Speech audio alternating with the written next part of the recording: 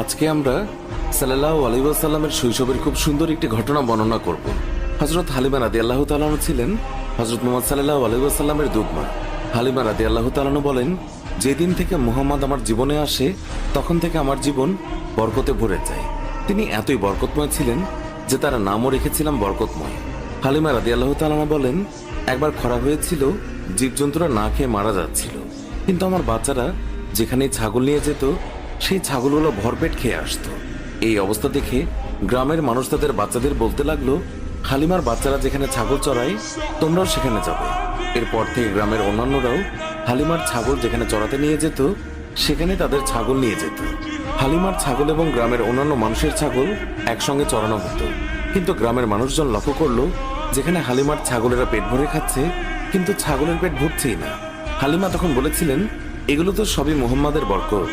তিনি আরো বলেছেন, যখন কারো ছাগল অসুস্থ হয়ে পড়তো তখন গ্রামের মানুষ তাদের ছাগল নিয়ে আমাদের ঘরে চলে আসতো, আর তখন মুহাম্মাদের হাতের স্পর্শ ছাগলের গায়ে বুলিয়ে নিত এবং সঙ্গে সঙ্গে ছাগল সুস্থ হয়ে যেত। এছাড়াও গ্রামের কোনো বাচ্চা অসুস্থ হলেও মুহাম্মাদের কাছে নিয়ে আসতো। মুহাম্মাদের নরম হাতের স্পর্শে বাচ্চারাও সুস্থ হয়ে যেত। একদিন হালিমার মেয়ে বললেন, মা, আমি মুহাম্মাদকেও ছাগল চড়াতে নিয়ে যেতে চাই। তখন হালিমা বললেন, মুহাম্মাদের এখন মাত্র 3 বছর, বাইরে অনেক রোদ, মুহাম্মাদের মায়াভরা মুখ রোদে পুড়ে যাবে, জঙ্গল দিয়ে হাঁটার সময় হিংস্র প্রাণীরা আক্রমণ করতে পারে, ওকে নিয়ে ছাগল চড়াতে যেও না। হালিমার মেয়ে বললেন, আমি যখন মুহাম্মাদকে নিয়ে বের হই আকাশের রোদ তখন মেঘে পরিণত হয়, আমাদের ছায়া দেয়, জঙ্গলের হিংস্র পশুরা মুহাম্মাদের গালে চুমু খায়। শুধু এতটুকুই নয়, যখন আমি মুহাম্মাদকে নিয়ে বের হই তখন আমার কাজগুলো সহজ হয়ে যায়। যখন হালিমার মেয়ে অনেক জোর করতে লাগলো তখন হালিমা মুহাম্মাদকে তার সঙ্গে ছাগল চড়াতে যেতে অনুমতি দিলেন। এইভাবে কয়েকদিন যাওয়ার পর হালিমা তিনি মুহাম্মাদকে বললেন, তুমি আর ছাগল চড়াতে যেও না, আমি তোমাকে অনেক মহব্বত করি, তুমি আমার কাছ থেকে দূরে গেলে আমি খুবই চিন্তায় থাকি। এরপর একদিন হালিমার মেয়ে কাঁদতে কাঁদতে বাসায় ফিরলেন। হালিমা কান্নার কারণ জানতে চাইলে মেয়ে বলে, তাদের একটি ছাগল শিয়াল ধরে নিয়ে গেছে। এই কথা শুনে হালিমাও কান্না করে দেয়।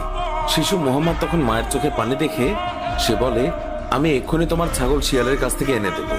মা হালিমা তাকে যেতে না বলে, কিন্তু মুহাম্মদ রাসূলুল্লাহ সাল্লাল্লাহু আলাইহি ওয়াসাল্লাম তার কোমল মনে মায়ের কান্না সহ্য হচ্ছিল না। সে জঙ্গলে যায় এবং গিয়ে সকল পশুকে ডেকে বলে, আমার মায়ের ছাগল কে নিয়েছে। এই কথা শুনে সকল জানোয়াররা সেই ছাগলকে নিয়ে দৌড়ে এসে মুহাম্মাদের পায়ের কাছে এসে সালাম দেয়। তখন মুহাম্মদ বললেন, তোমরা কি জানতে না এই ছাগল আমার মায়ের ছিল? তোমরা কেন আমার মায়ের ছাগলকে আটকে রেখেছ? আমার মা এখনো বাসায় কাঁদছে। উত্তরে সব জানোয়াররা বলল, হে নবী মুহাম্মদ, আপনি কয়েকদিন ছাগল চড়াতে এসেছিলেন, তখন আমরা আপনাকে লুকিয়ে লুকিয়ে দেখতাম, কিন্তু এখন আপনি আর আসেন না, তাই আমরা আপনাকে দেখার জন্য ছাগলটাকে আটকে রেখেছিলাম। জানোয়াররা বলতে লাগলো, আপনার জন্য আমাদের জীবন কুরবান হয়ে যাক, আপনাকে দেখার নিছক বাহানা ছিল এই ছাগল ধরা। আমাদের দয়ার নবীকে জঙ্গলের পশু পাখিরাও তাকে দেখার জন্য আকুল হয়ে থাকতো। সুপ্রিয় দর্শক, এই ছিল আমাদের আজকের ভিডিওটি ভালো লাগলে লাইক দিন।